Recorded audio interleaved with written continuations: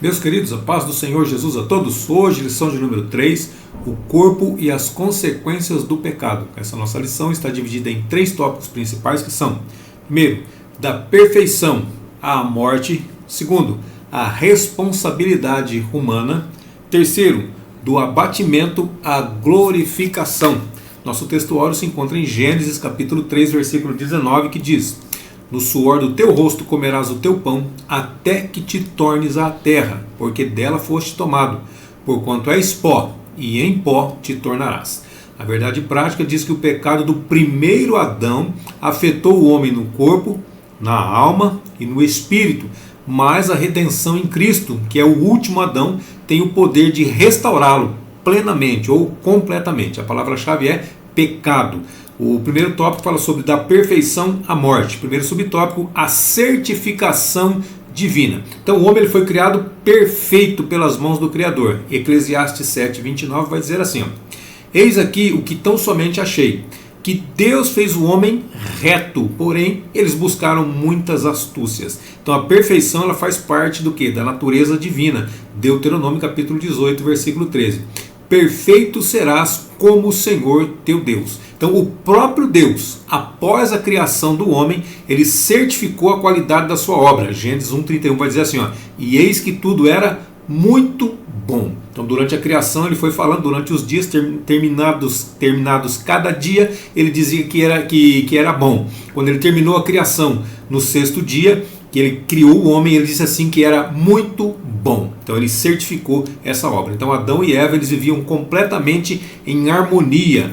Com quem? Com Deus, consigo mesmo, entre si, ou seja, Adão com Eva, e também com a natureza. Eles viviam em completa harmonia. Então, afetado agora pelo pecado, a nossa mente ela não consegue compreender a glória futura, na restauração de todas as coisas, como diz lá em Romanos capítulo 8, versículos 18 até o 23, vou ler só o 18 aqui para nós, tá? Porque para mim, tenho por certo que as aflições deste tempo presente não são para comparar com a glória que em nós há de ser revelada. Então, por enquanto nós não compreendemos, mas vai ser revelada para nós quando nossa mente for aberta para poder entender. 1 Coríntios 2:9 também diz assim: mas como está escrito, as coisas que o olho não viu, o ouvido não ouviu, nem subiram ao coração do homem, são as que Deus preparou para os que o amam. 1 aos Coríntios capítulo 3, versículo 12 também diz assim, porque agora vemos por espelho, em enigma, embaçado, mas então veremos face a face. Agora conheço em parte, mas então conhecerei como também sou conhecido. Nós vamos conhecer o Senhor da mesma forma que o Senhor nos conhece, ou seja, por completo. É claro que para conhecer Deus por completo não é tão simples assim, mas nós vamos conhecer da mesma forma que nós somos conhecidos por Ele. O segundo subtópico fala sobre pecado e dor. Então o pecado ele trouxe a experiência da dor, que é provocada por fatores espirituais, por fatores emocionais e também por fatores físicos. Gênesis capítulo 3, versículo 17 e 18 vai dizer assim: e a Adão disse, Deus está falando para Adão aqui, porquanto destes ouvidos à voz de tua mulher, e comeste da árvore que te ordenei, dizendo, não comerás dela, maldita é a terra por causa de ti. Não sei se você prestou atenção nesse pedacinho aqui, mas Deus ele estava imputando a Adão a culpa, ele estava trazendo juízo sobre Adão, que ele disse assim, você comeu, você desobedeceu, você ouviu a voz da sua mulher, ao invés de ouvir a minha voz, tá claro? Então eu falei para você não comer, e você acabou comendo porque ela disse para você comer. Maldita, então era para lançar maldição no homem. O que ele fez? Desviou a maldição. Maldita é a terra por causa de ti. Então por causa do seu pecado, eu estou amaldiçoando a terra neste momento. Com dor comerás dela todos os dias da tua vida. Então ele não amaldiçoou o homem, ele amaldiçoou quem? Amaldiçoou a terra. O versículo 18 vai dizer assim: espinhos e cardos também te produzirá, e comerás a erva do campo. Até então não tinha espinhos, não tinham cardos, não tinha dificuldades. O homem também não precisava nem plantar. Ele só precisava chegar lá, colher, era só colher o que já estava plantado. Então, em meio a tudo isso, o corpo ele passou a padecer, ele começou a se degenerar até cumprir a sentença final. Valdecir, qual que é a sentença final? Gênesis 3:19 vai falar para nós assim, ó: no suor do teu rosto comerás o teu pão, até que te tornes a terra, porque dela foste tomado, porquanto és pó. Agora vem a sentença final: e em pó te tornarás. Então essa é a sentença final. O corpo vai se degenerar, vai adoecer, e até chegar o momento em que nós retornaremos ao pó, ou seja, à terra, de onde veio o nosso corpo. Então, depois da queda, o caminho natural é o envelhecimento e a morte, exatamente. Então, Eclesiastes capítulo 12, versículos 1, 6 e 7 diz assim: lembra-te do teu Criador nos dias da tua mocidade, antes que venham os dias maus e cheguem os anos dos quais venhas a dizer: não tenho neles contentamento. Então, quando é jovem, quando é cheio de energia, quando é cheio de alegria, nós temos que nos lembrar do nosso Criador, nós temos que obedecer ao nosso Criador, porque vai chegar um dia que nós vamos estar bem velhinhos, já estou bem próximo, né? Vamos estar bem velhinhos e não vamos ter mais contentamento nos nossos dias. Então tem toda uma descrição, todo um relatório que vai falar sobre esse período aqui em Eclesiastes capítulo 12, mas nós vamos ler só o versículo 6 e o 7 aqui agora. Antes que se rompa o cordão de prata, e se quebre o copo de ouro, e se despedace o cântaro junto à fonte, e se quebre a roda junto ao poço. Versículo 7. E o pó volte à terra como o era, e o espírito volte a Deus que o deu. Então o espírito vai voltar para Deus e o corpo vai voltar para a terra. O pó aqui no caso seria o corpo, e o espírito está falando do espírito humano, tá? O espírito humano, e o corpo aqui seria o pó da terra. Terceiro subtópico: velhice, autenticidade e também gratidão. Então, dentro do quadro de adoecimento mental que nós estamos vivendo na atual conjuntura ou na atualidade, um novo transtorno ele está sendo diagnosticado agora. Qual que é, Valdecir? Gerontofobia. Valdecir, o que é gerontofobia? É o medo de envelhecer. Então, tem muita gente com medo de envelhecer. Você conhece alguém aí? Tem muita gente com medo de envelhecer. O que ele provoca? O que ele causa? Ele causa ansiedade e também comportamentos incompatíveis com a idade. Você tem uma determinada idade e age como se tivesse outra. Paulo disse assim, ó, eu não salvei aqui, mas veio aqui na hora, né? Paulo disse assim, ó: quando eu era menino, fazia coisa de menino, brincava com menino, agia como menino. Agora que me tornei homem, deixei para trás as coisas de menino. Então tem fases, tem período de ser menino, mas tem período de ser adulto também. Então temos que levar em consideração todos esses períodos. Então a Bíblia ela fala da velhice de uma forma natural, ressaltando o valor e a honra da velhice, né? Levítico 19:32.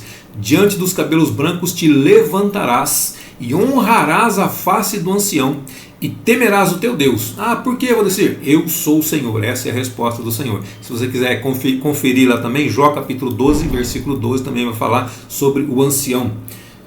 A rejeição da palavra velho faz parte da cultura da negação. Então hoje ninguém quer ser chamado de velho. Não tem. É para utilizar outros adjetivos ou não, mas velho não. Ninguém gosta de ser chamado de velho. É uma rejeição. Então faz parte dessa cultura aqui. Então cuidar de si mesmo é importante, com toda certeza, é muito importante. Mas é preciso ser sábio e viver, todas as fases da vida. Afinal, todas as fases da vida elas são igualmente importantes, cada um tem a sua importância. Eclesiastes 8:6. Porque para todo propósito há seu tempo e seu juízo, porquanto a miséria do homem pesa sobre ele. Provérbios 20:29. A glória do jovem é a sua força, a beleza dos velhos são os seus cabelos brancos, são as suas cãs. O resumo desse tópico diz que o ser humano ele foi criado em perfeição, mas o pecado trouxe dor, envelhecimento e também a morte física como consequência da queda ou como consequência do pecado, da desobediência ao Senhor. Segundo tópico, a responsabilidade humana. Primeiro subtópico, corpo e livre-arbítrio. Então, como consequência do pecado, Adão e Eva passaram a conhecer também o mal. Eles conheciam o bem, agora eles também passaram a conhecer o mal. Gênesis 3:22. Então disse o Senhor Deus: eis que o homem é como um de nós, sabendo o bem e o mal. Então agora ele já conhecia também a parte do mal. Todos os seus descendentes nascem inclinados ao pecado. Todos os descendentes humanos nascem inclinados ao pecado. Gênesis 6:5. E viu o Senhor que a maldade do homem se multiplicara sobre a terra, e que toda a imaginação dos pensamentos do seu coração era só má continuamente. E Romanos 5,12 está uma leitura também no Novo Testamento, né? Portanto, como por um homem entrou o pecado na terra, então agora você já sabe, né? Eva que trouxe o pecado para o mundo. Não, Eva não. Eva convenceu o homem que trouxe. Olha o que diz aqui, ó. Por um homem entrou o pecado no mundo, e pelo pecado a morte. Assim também a morte passou para todos os homens, por isso que todos pecaram. Então o pecado ele desfigurou a imagem de Deus no homem, mas ele não aniquilou essa imagem. Gênesis 9,6. Quem derramar o sangue do homem, pelo homem o seu sangue será derramado, porque Deus fez o homem conforme a sua imagem. Se você quiser conferir também lá em Tiago capítulo 3, versículo 9. Então o ser humano ele continua dotado do livre-arbítrio. Deuteronômio capítulo 30, versículo 19 diz: os céus e a terra tomo hoje por testemunhas contra vós, de que te tenho proposto, ó, Deus está propondo, te tenho proposto vida e morte, bênção e maldição. Aí ele fala assim, ó, escolhe, então ó, é a opção do homem, escolhe pois a vida, é o conselho de Deus, escolha a vida para que vivas, tu e a tua descendência, e todos aqueles que vierem depois de ti. Então Deus ele fez uma proposta para o homem, ele colocou a vida e a morte, a bênção e a maldição diante do homem, e ele falou assim, e ele ainda aconselhou o homem, escolha, ó, você tem liberdade para escolher o que você quiser, mas eu te aconselho, escolha pois a vida, para que você viva, tanto você como a sua descendência. Nós somos responsáveis pelo uso do nosso corpo. Tudo que nós fazemos com o nosso corpo, nós somos responsáveis por ele. Seja coisas boas ou sejam coisas más. Então, como disse Deus a Caim, se bem fizeres, não haverá aceitação para ti? É uma pergunta, não é? E se não fizeres bem, o pecado jaz à porta. Ó, o pecado está lá na porta, batendo o tempo todo. E para ti será o teu desejo, e sobre ele dominarás. O meu desejo é para mim, o seu desejo é para você, mas nós temos o domínio sobre ele. Nós temos desejos, temos vontades, mas nós temos que ter também o domínio sobre eles. Isso aqui está lá em Gênesis capítulo 4, versículo 7. Segundo subtópico fala sobre a potencialização do sofrimento. Então, além das consequências naturais do pecado original, ou seja, do pecado lá no Éden, cometido por Eva e Adão, o corpo também sofre impacto das transgressões praticadas ao longo da vida. Então, o culpado é Adão do pecado. Sim, o culpado é Adão do pecado que nos trouxe a morte. Porém, nós somos culpados dos pecados cotidianos que nós cometemos todos os dias. Então, isso também nos traz consequências para o nosso corpo físico. Lamentações 3:39. De que se queixa, pois, o homem vivente? Queixe-se cada um dos seus pecados. Olha o que Jeremias está dizendo aqui. Cada um se queixe dos seus pecados. Não fica acusando o outro, preocupado com o pecado do outro. Não, cada um se queixe dos seus próprios pecados. 1 aos Coríntios capítulo 6, versículo 18 diz assim: fugir da fornicação, porque todo pecado que o homem comete é fora do corpo, mas o que fornica peca contra o seu próprio corpo. Então essa potencialização do sofrimento, ela é decorrente das obras da carne. Carne no grego, a palavra utilizada é sarx, tá? Que significa o quê? Natureza pecaminosa. Então falou da carne, utilizou esse substantivo sarx aqui, significa natureza pecaminosa.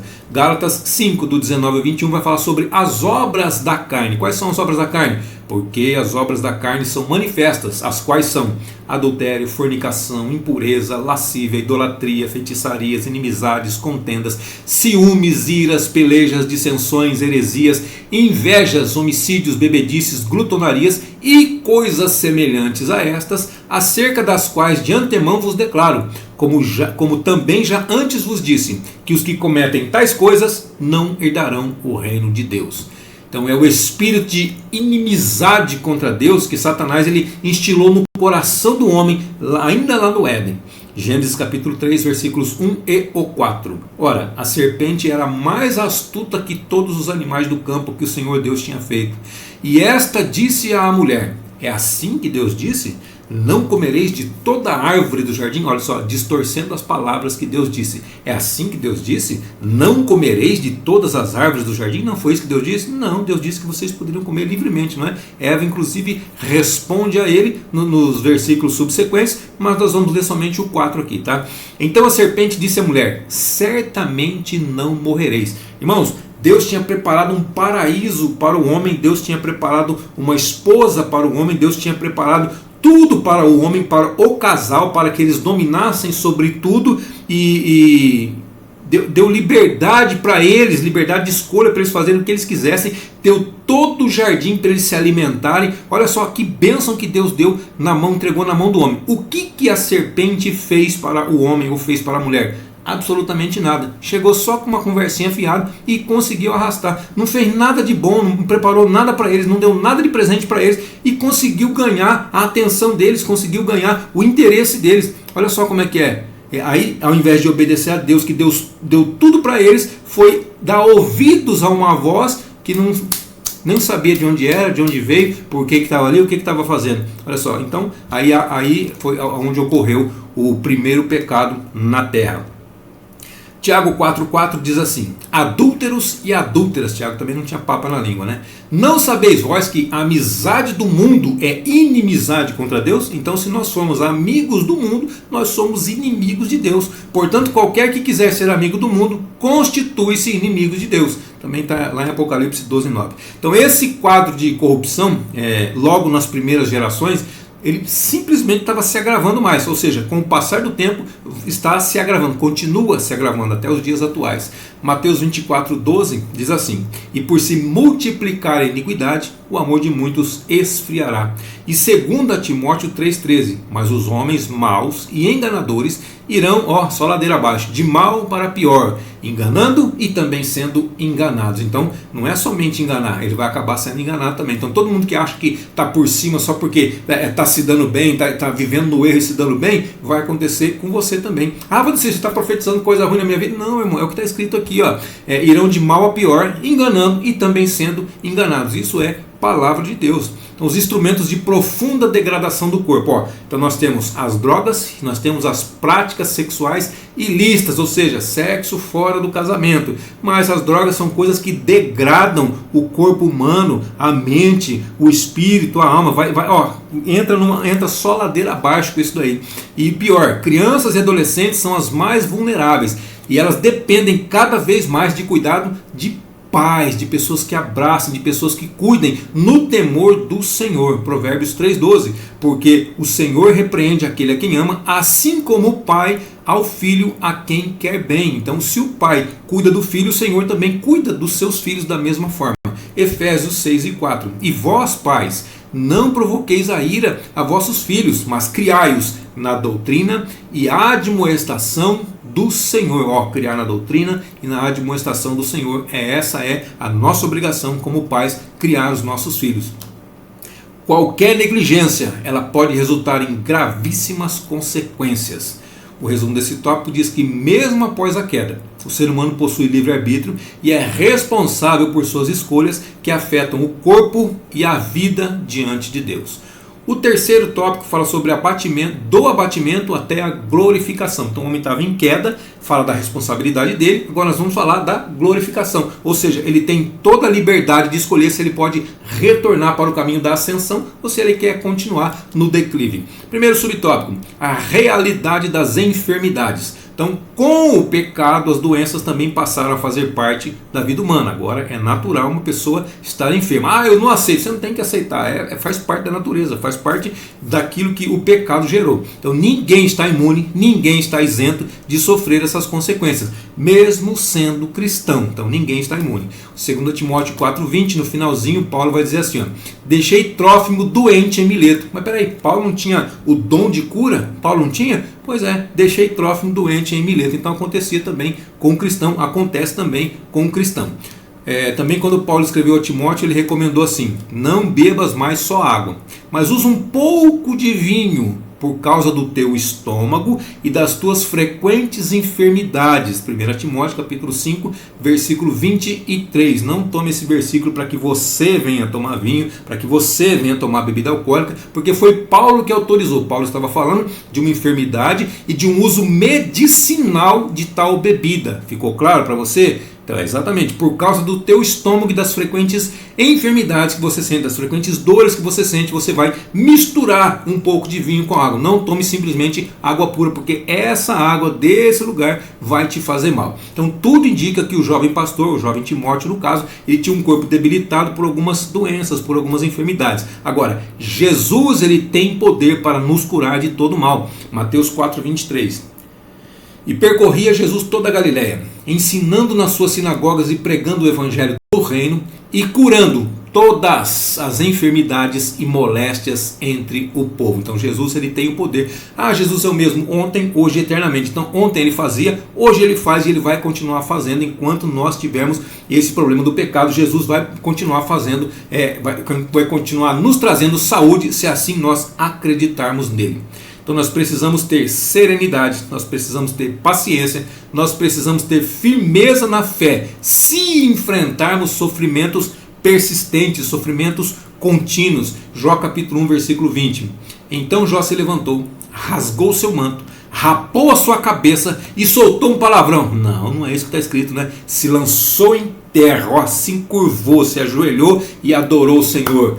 No saí do ventre da minha mãe, não voltarei para lá. Bendito é o nome do Senhor. Então Jó, diante de todas as desgraças que aconteceu na vida dele, inclusive a perda dos filhos, perda da saúde, de maneira nenhuma ele blasfemou contra Deus, ele soltou um palavrão, não, de maneira nenhuma. Ele simplesmente adorou ao Senhor, ele se dobrou, se lançou em terra e adorou ao Senhor. E é assim que tem que ser a nossa resposta diante de tantas coisas ruins. Segundo subtópico, fala sobre enfado e canseira. Então o próprio processo de envelhecimento ele traz enfado e canseira. Salmo 90, verso 10. Os dias da nossa vida chegam a 70 anos. E se alguns pela sua robustez, pela sua força, chegam a 80 anos, o orgulho deles é canseira e enfado, pois cedo se corta e vamos voando. Então a vida é isso daí, 70, 80 anos, tem pessoas que vivem 100 anos hoje, tem pessoas com 110 anos, 114 anos aqui, ainda hoje, mas pergunta para ela como é que tá, estou cansado. Você olha para cá e você já percebe o cansaço no rosto da pessoa. Então limitações e fraquezas, elas vão surgindo ao longo da vida, alterando a estrutura humana, afetando ricos e também afetando os pobres. Ela afeta a todos, não tem acepção de pessoas não, tá? 1 de Pedro 1, 24. Porque toda carne é como a erva, e toda a glória do homem como a flor da erva. Secou-se a erva e caiu a sua flor. É assim que acontece com todas as pessoas, sendo rico, sendo pobre, sendo branco, sendo negro, sendo paraguaias, brasileiras, argentinas, não importa, vai acontecer com todas as pessoas. Promover a comunhão entre todos é missão da igreja, Atos 2, 42. E perseveravam na doutrina dos apóstolos e na comunhão e no partir do pão e nas orações. Então a igreja precisa promover a comunhão. E o terceiro subtópico fala sobre o corpo glorificado. A esperança do salvo por Cristo é de uma redenção completa. Nós temos essa esperança, nós precisamos ter essa esperança, redenção completa, no espírito, na alma e no corpo. Romanos 8, 23. E não só ela, mas nós mesmos, que temos as primícias do Espírito, também gememos em nós mesmos, esperando a adoção. O que é adoção? A saber, a redenção do nosso corpo. Então, nosso corpo precisa ser redimido. Nós estamos aguardando essa parte. Então, esse é o aspecto futuro da salvação. Que aspecto, Valdecir? A glorificação. A glorificação também serve para o nosso corpo. Filipenses 3, 20 e 21. Mas a nossa cidade está nos céus, de onde também esperamos o Salvador, o Senhor Jesus Cristo, que transformará o nosso corpo abatido para ser conforme o seu corpo glorioso, segundo o seu eficaz poder de sujeitar também a si todas as coisas. Transformar nesse texto aqui é uma palavra grega difícil de falar aqui, metaschematizo.